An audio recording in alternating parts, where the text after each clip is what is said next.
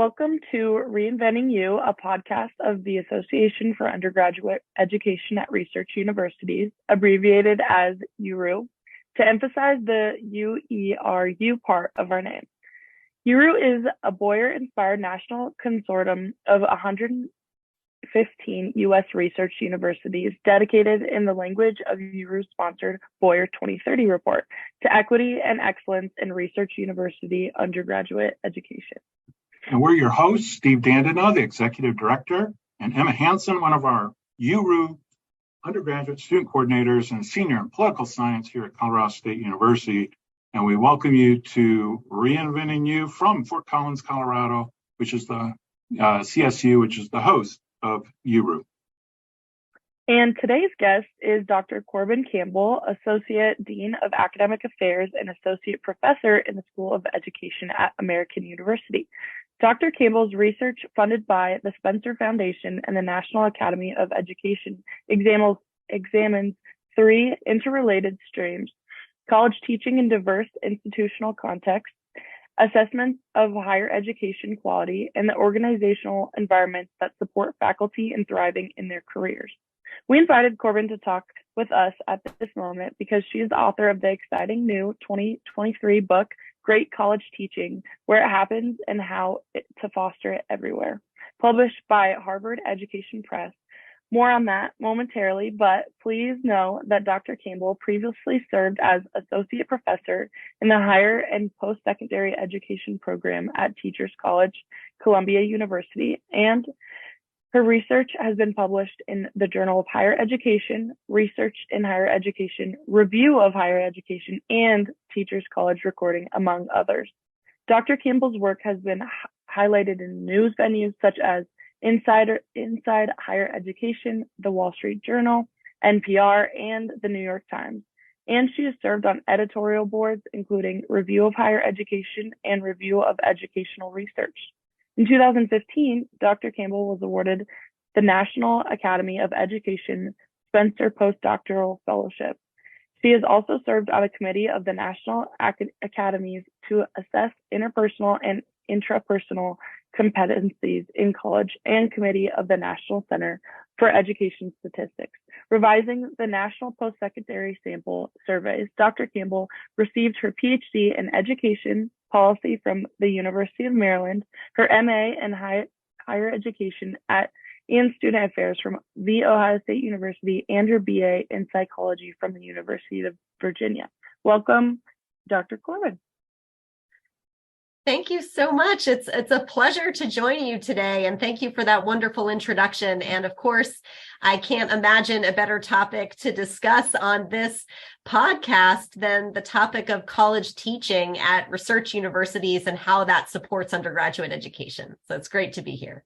That's for sure, Corbin. We're really grateful for your time today. Thanks for taking the time to talk with us. And thank you also for your presentation last fall at URU's national conference. That was awfully kind of you to come and share about the book, even as it was sort of in the process of being printed and published for the public. That was my pleasure. And it's so exciting to be talking about this book at the same time that the Boyer Report and Commission has come out with their findings. And there's just so much, and the Carnegie classification system is, being reconsidered. And there just seems like there's so much confluence of efforts together that could really shift higher education toward equity and excellence, and support teaching improvement on a scale that we haven't seen in a century. Steve has called your new book timely and indispensable, according to a blurb I saw on the Harvard Education Press website. How is he right? Well, first of all, Steve, many thanks, for this wonderful idea about the book. And I do have to say that when I was doing this research, over the past 10 years, the beginning times of this research was a really different moment in time than where we are right now.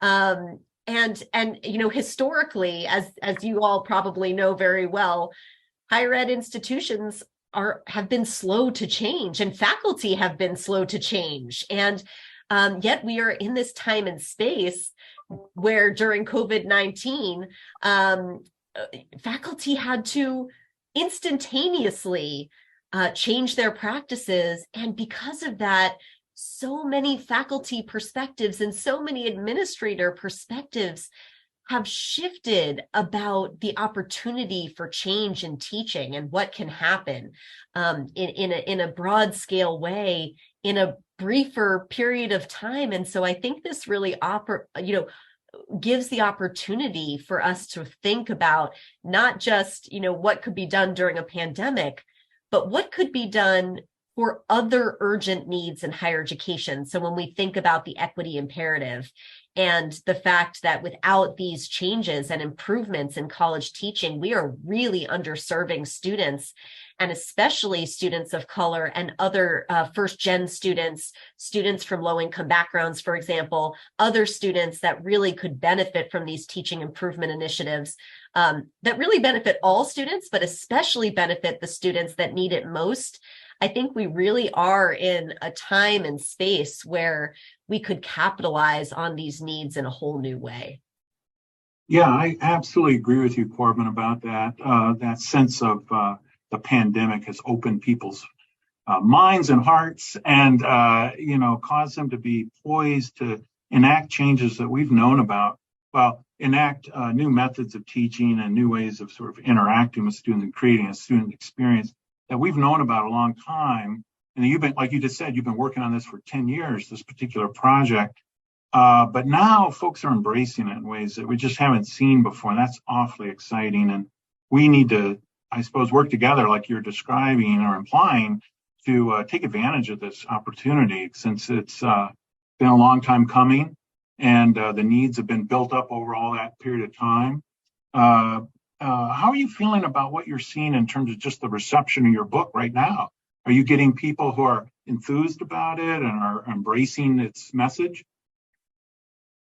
Steve, I have to say, it's been exciting. It's really been an exciting time to bring this book out, and just the number of institutions and actually, the Centers for Teaching and Learning on university campuses are, I think, really excited about thinking about the role they could play in this movement. And so there've been, I've had the opportunity to do a lot of book talks in very different kinds of universities, at large research universities like Stanford and Northwestern, and then other kinds of universities that are, more liberal arts focused, or regional comprehensive universities, or state flagship systems, right? So it's really been exciting to see this book be received on different kinds of campuses.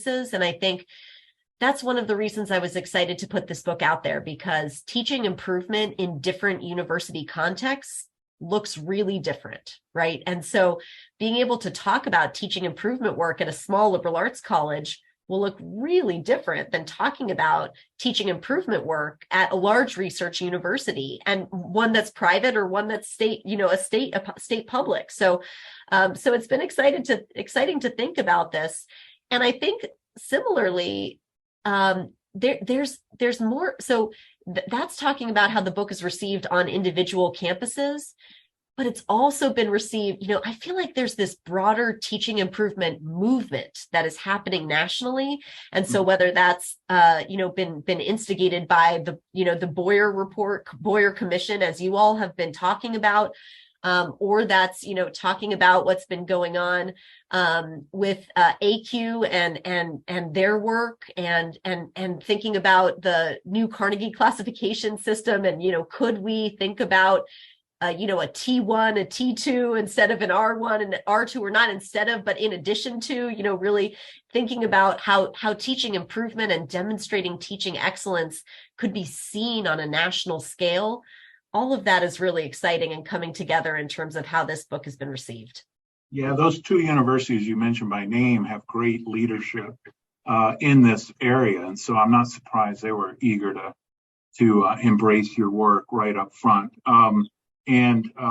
It occurs to me that, Boyer 2030 co-chair Barbara Snyder, the president of AAU, is such a champion for seeing research universities, particularly her members, but others, uh, uh, prioritize teaching and teaching, inclusive teaching and research informed teaching in ways that maybe we've never seen AAU leadership articulate before. Strong, consistent message. And I've been privileged to see the reception of that message on the other side. Provost say the Big Ten schools meeting with her and Peter McPherson just last week, how receptive they are to that idea. That's their idea too, you know.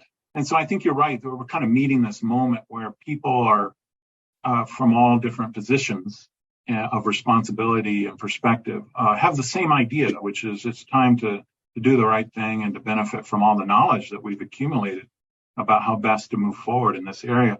And that also, you know, I wanted to kind of dovetail or transition a little bit to discussion of your research approach in this book, because one of the things that really stands out and that people always remark upon in my experience in discussing it with others is how you've very carefully and intentionally considered the different institutional contexts that exist in higher education. We're not all the same kinds of universities or same kinds of institutions, and your book attends to the different contexts very carefully in it, and discusses sort of the meaning of teaching in each context and such. Could you maybe say a little bit about, for our audience, for listeners who haven't perhaps yet read the book or aren't familiar with it, kind of how it lays out and how your research was initially conceived and carried out over the course of this past decade, as you describe it?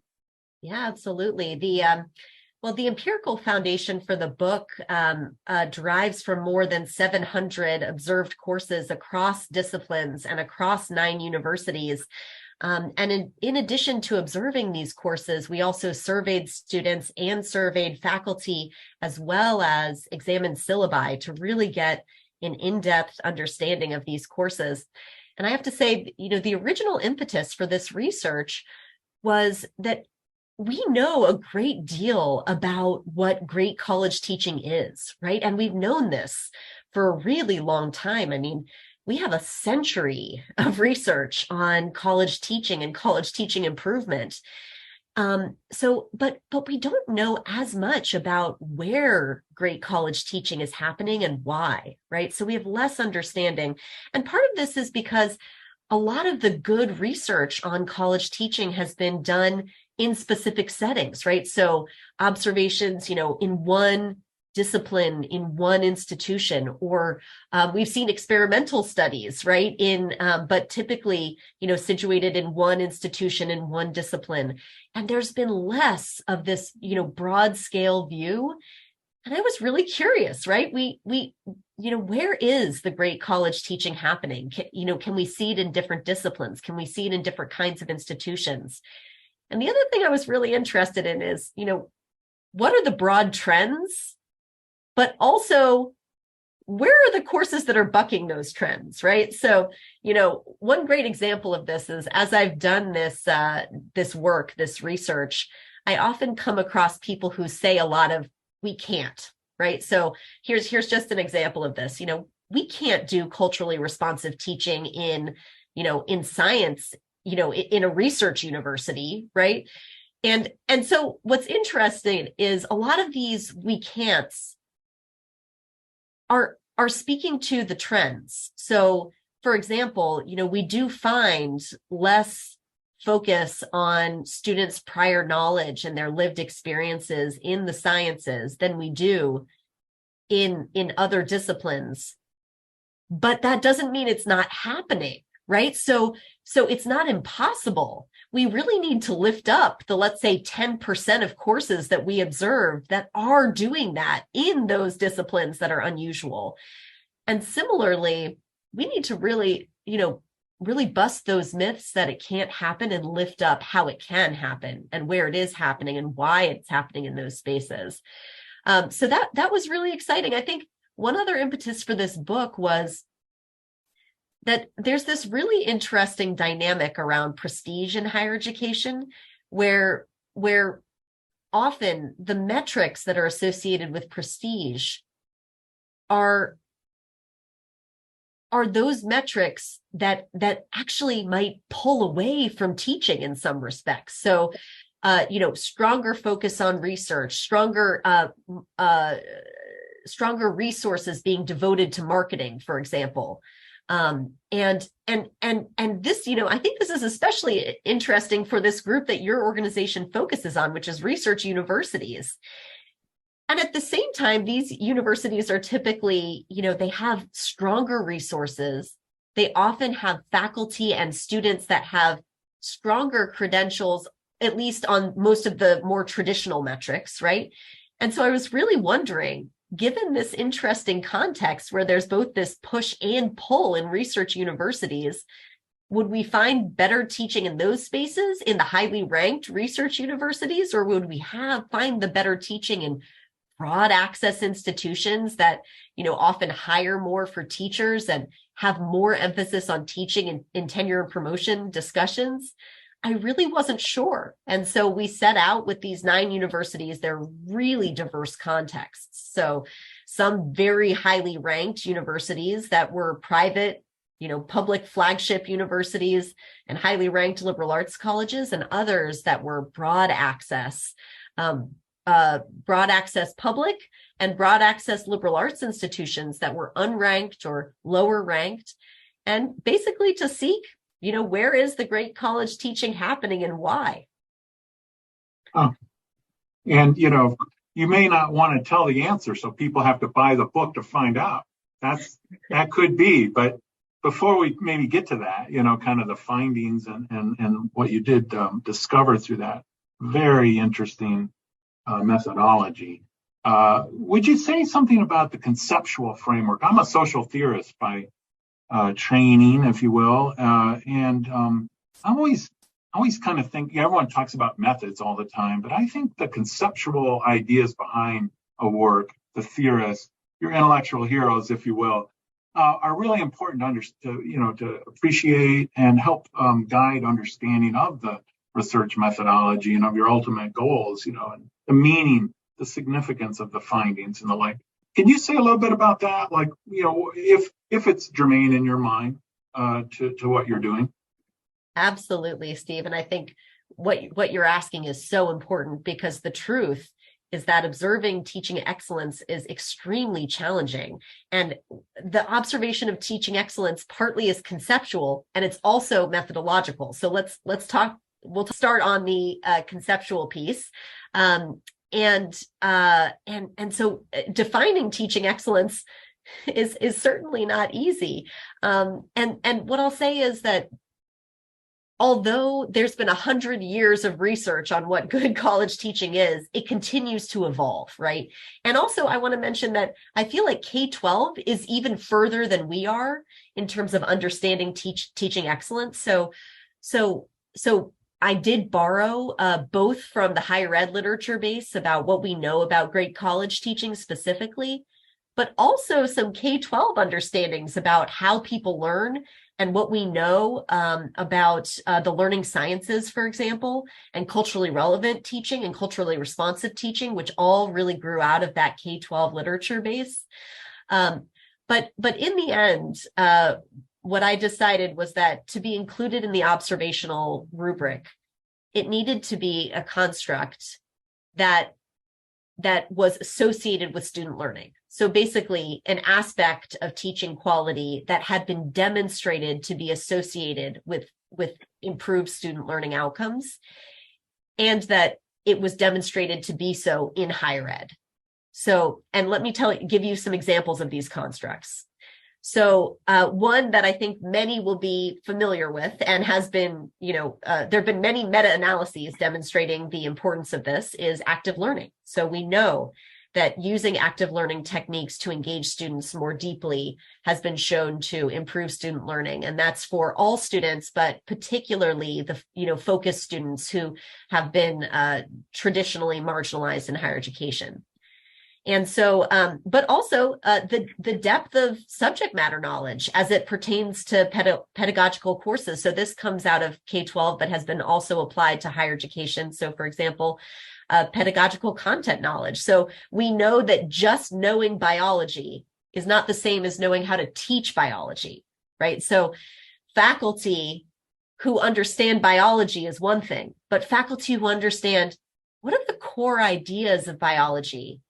How do we sequence those core ideas for student understanding and learning? How do we help students to map the discipline and map those core ideas to an understanding of the field of biology, right? That's a really different thing. And so we looked at pedagogical content knowledge. We also looked at the degree to which an instructor made connections between that subject matter knowledge and students' lived experience. So understanding their prior knowledge and using culturally relevant practices so that that subject matter knowledge could really connect to students and their lives and understandings and assumptions. All of that has been really shown to improve student learning.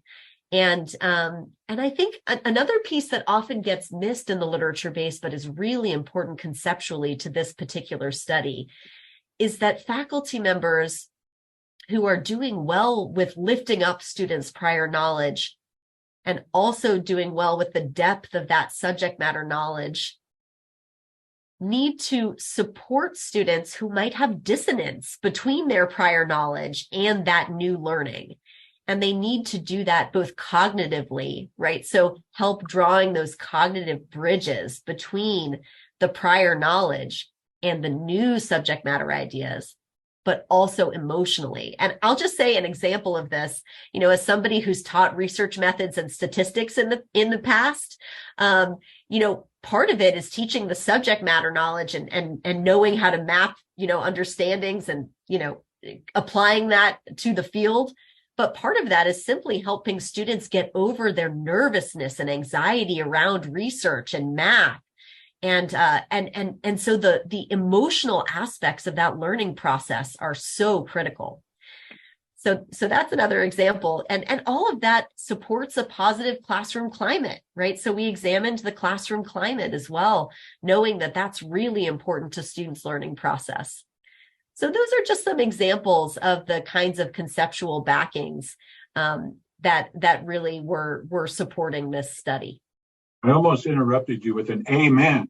It's so great. So Emma, I've been like a typical. Dr. Campbell, I had asked you earlier about the possibility of your naming your intellectual heroes and some of the kind of important figures in this field that we ought to acknowledge when we're talking about leading edge research like your own. Would you care to name any of those folks that have been important to you in your work?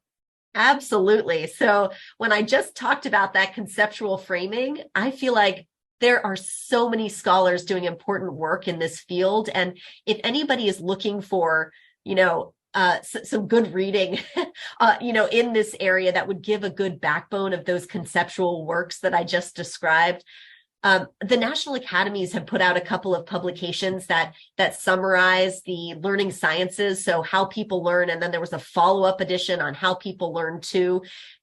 Bransford and others. We have, of course, Gloria Ladson-Billings, who I think is foundational in the culturally responsive learning field. And both of those really focus more on the K-12 learning sciences, but there have been wonderful scholars doing translational work to bring that into higher education. Anna Newman is a great example of that.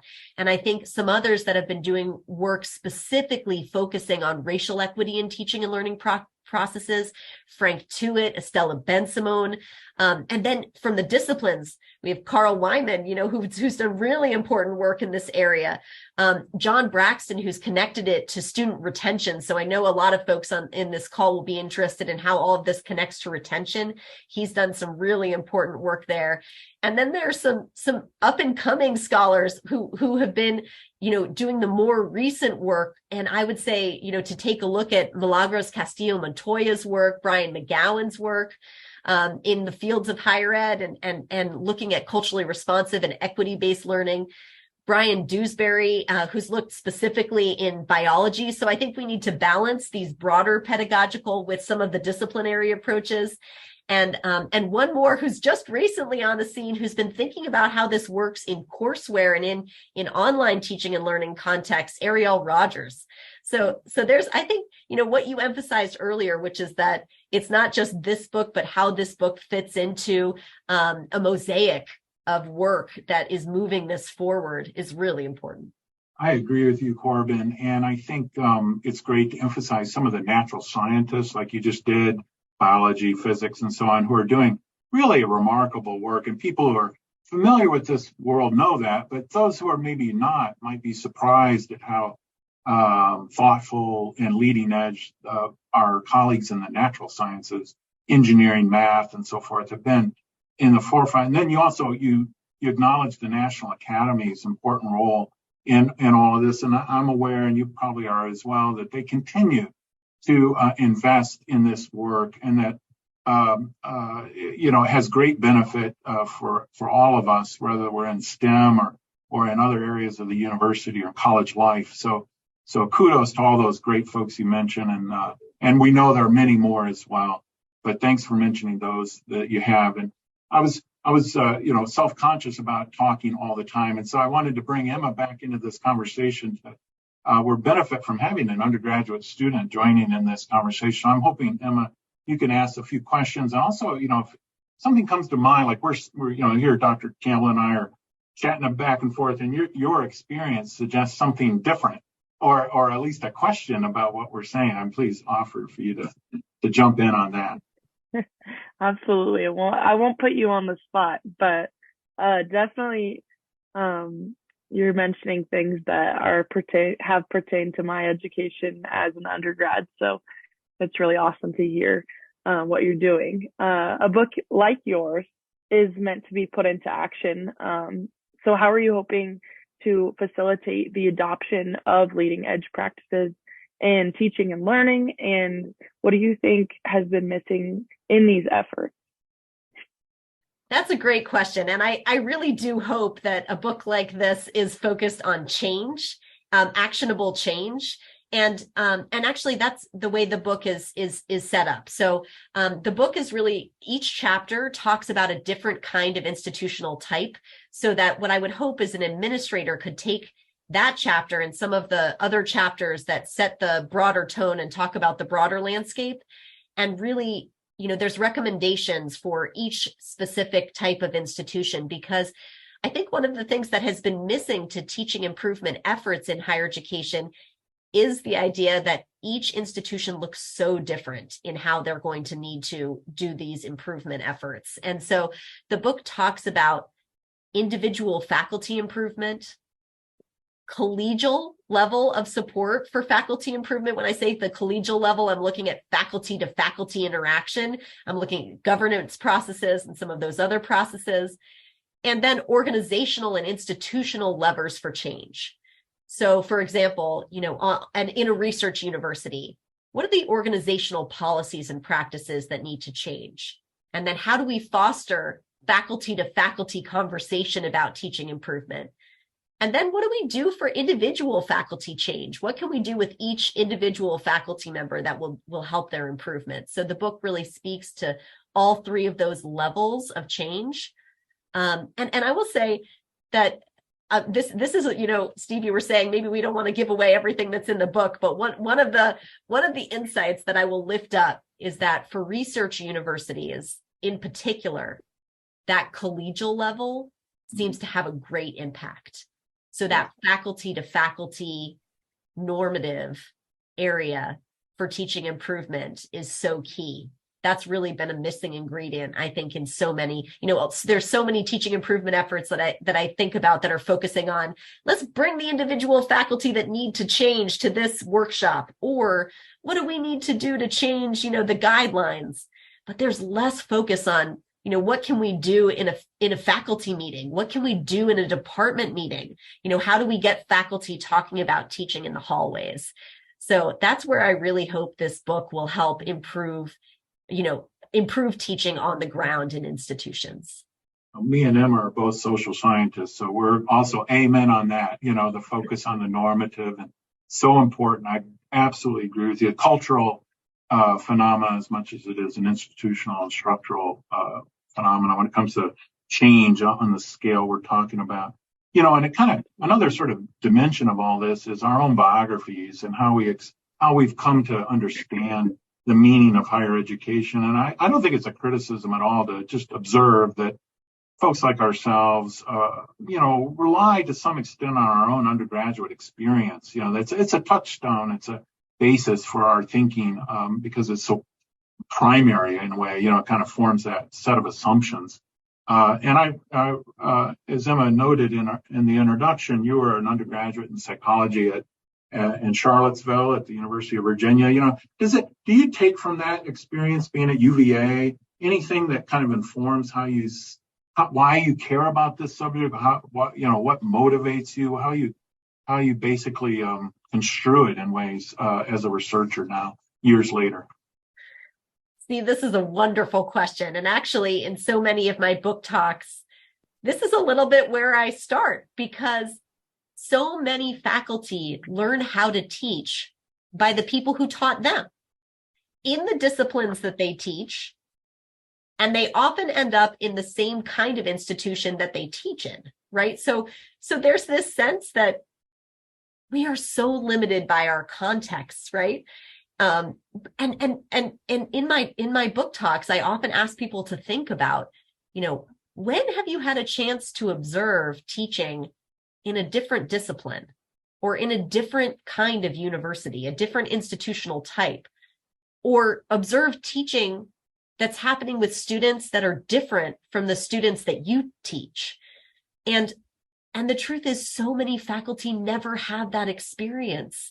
And I will say, before I went on this observational journey, this was the case for me as well. As you read in my background, I went to public research universities from my undergrad all the way through my doctorate, right? At Virginia, at Ohio State, and then at Maryland. And then after that, I went to teach in a private research university. So all of these were R1 institutions.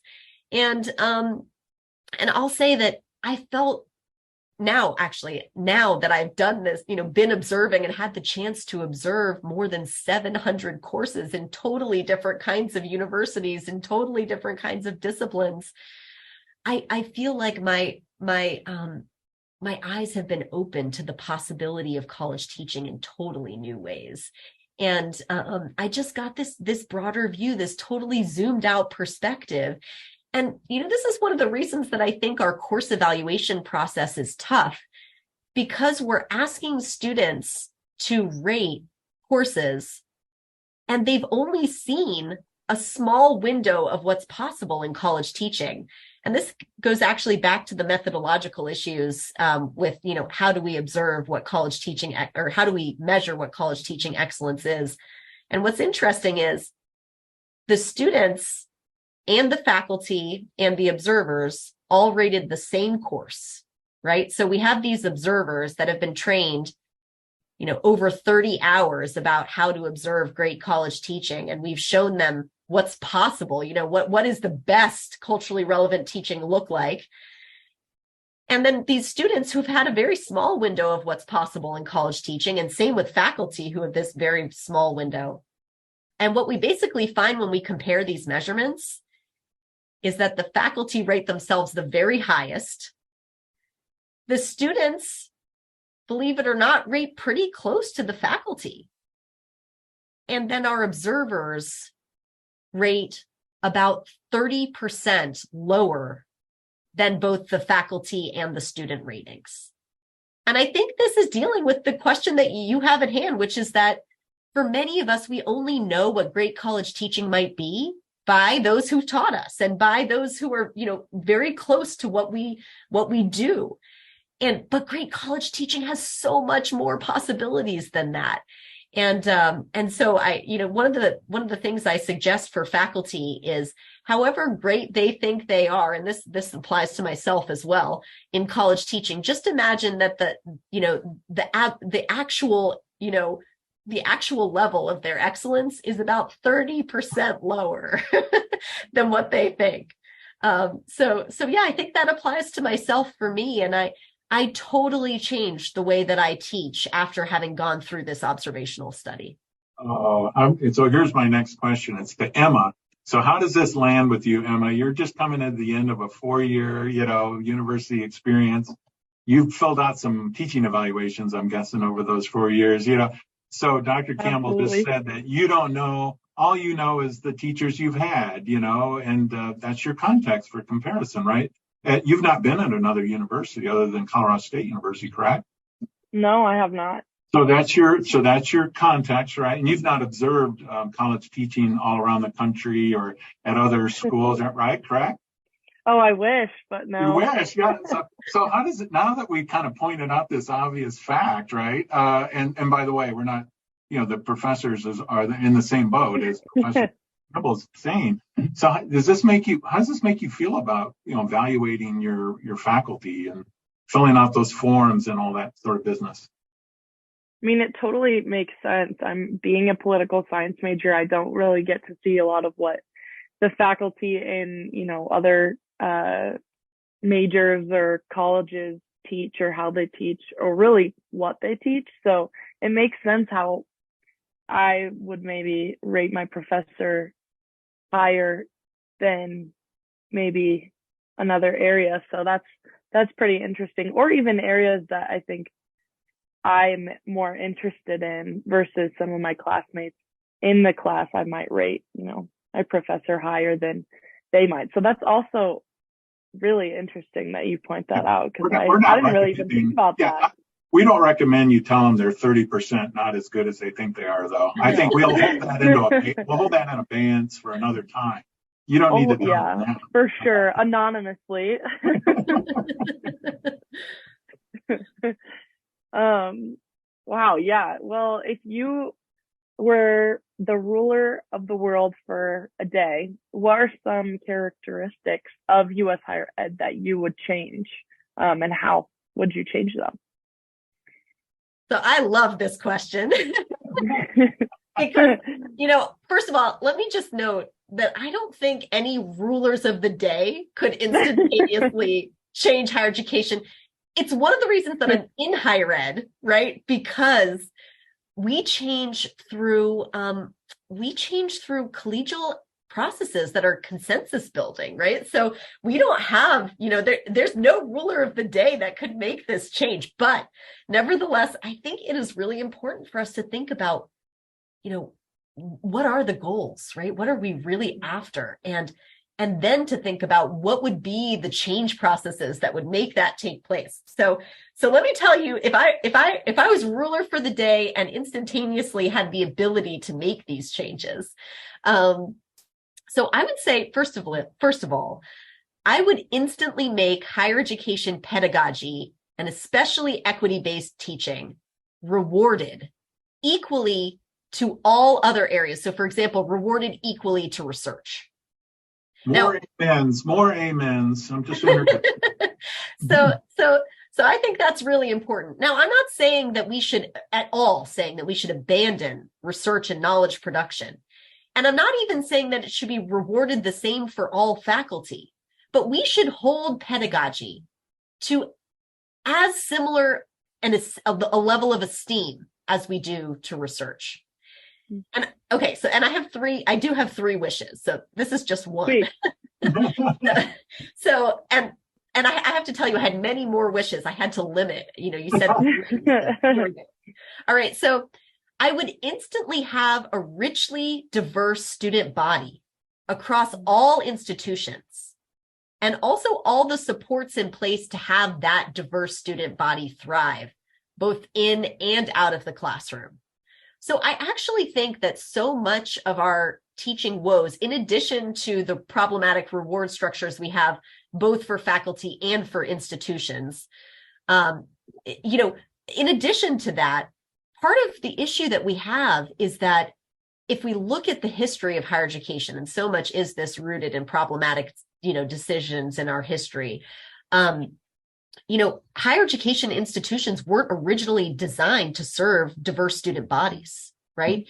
And so if it were the case, I think we'd have to actually wave a historical wand, right? And go back in history and say when higher education was originally designed, it was designed to originally serve racially diverse, diverse gender, diverse socioeconomic status, and we would need to design a teaching and learning paradigm at that time that would serve those students and would continue to grow and serve those students.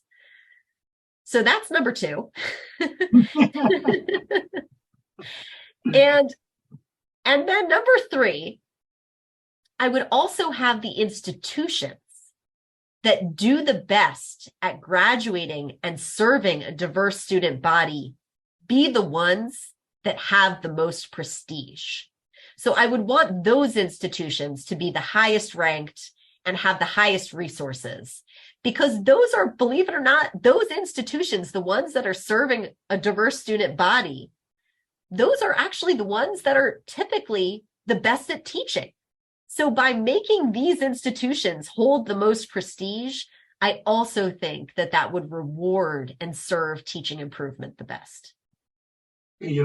Speaking of putting people on the spot, would you like to name some names in that regard? Because, the Boyer 2030 report, which you've kindly referenced a few times, I know the commission was hoping to do the same thing as you're describing, to highlight those institutions that for a long time have been pursuing the equity excellence imperative by other names and in other ways, but haven't received near the recognition, acknowledgement for their decades and decades of work on this behalf. And I'm thinking of, I'm gonna name some names.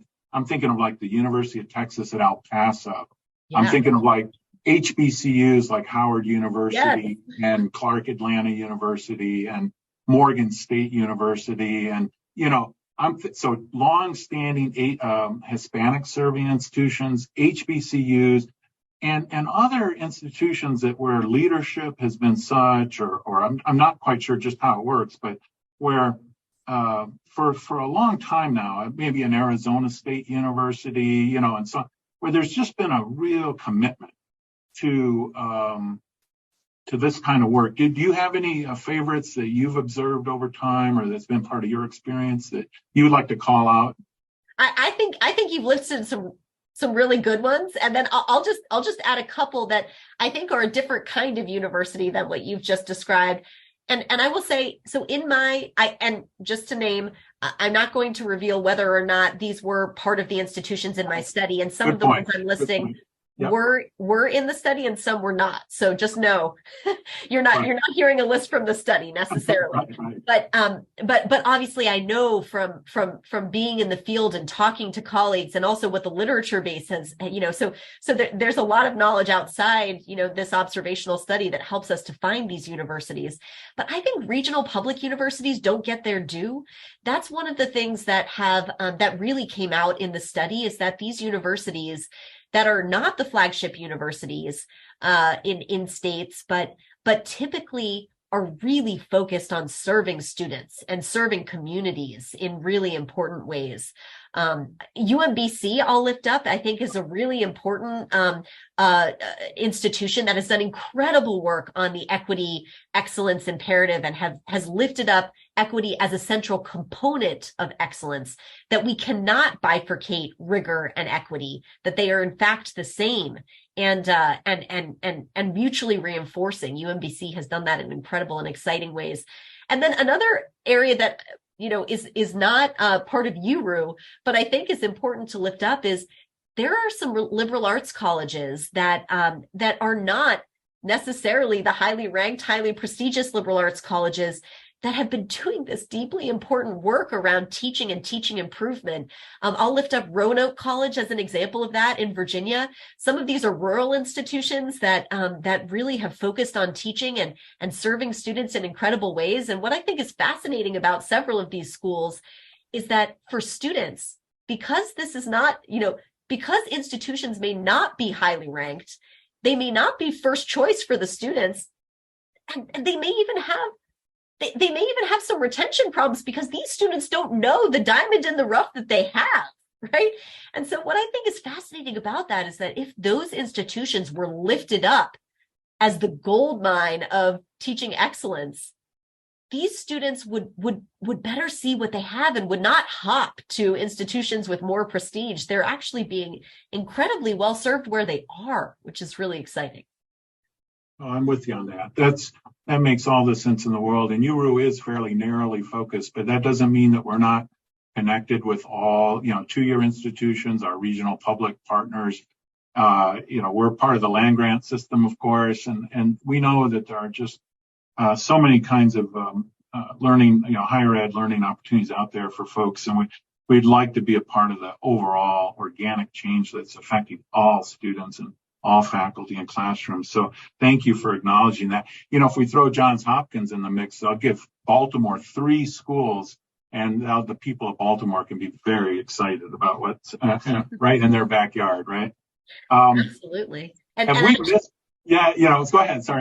Sorry, Steve, just one other thing I wanted to mention, which is, I know we're talking about the book here, but there's some pretty exciting future work that's up and coming. And the Bill and Melinda Gates Foundation has recently funded a project that I'm working on with Milagros Castillo Montoya up at UConn, with Brian Dewsbury down at FIU, and then Brian McGowan, who's also at AU. And we're writing a policy playbook for improving equity-based teaching at scale. And in that, we're planning to lift up exemplar institutions that are doing the work of improving equity-based teaching at the organizational level, at the department level, at individual faculty levels. So I think, in terms of calling out institutional exemplars, I'm really looking forward to be able to release that policy playbook that will talk about practices and policies for institutional improvement. That's coming up. That'll be forthcoming in 2024. Fantastic. Thank you for adding that. Awesome.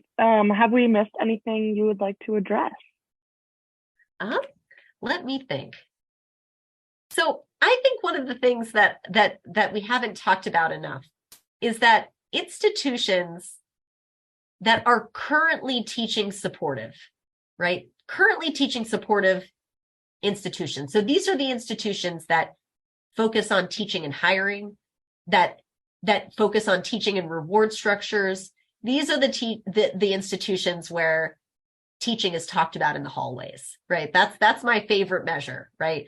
And so these institutions, I feel, and I think there are many members of URU that might fall into this category. And actually, the members of URU, so research universities that are also focused on teaching,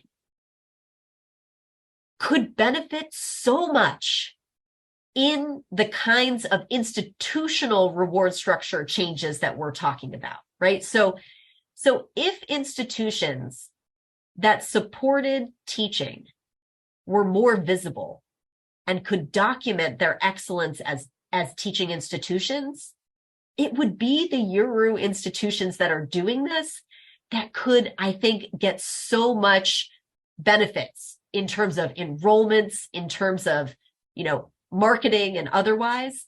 And I would love to see these institutions having a role in the movement for improving teaching excellence.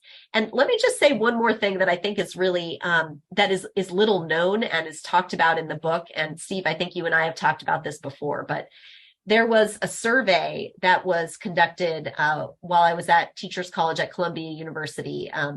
Pismoni Levy and Palace, Orrin Pismoni Levy there had conducted this survey that was a survey about perspectives on education and higher education by the public. So it was a representative sample of the public. And I had the opportunity to put on a couple of questions onto that survey. And one of the questions that I asked was, what are the factors that make the best university? I wanted to know what the public would say, right? Because we know what U.S. News thinks makes the best university, right? U.S. News thinks that reputation makes the best university, and research expenditures and a few other things, right? Student incoming characteristics, right?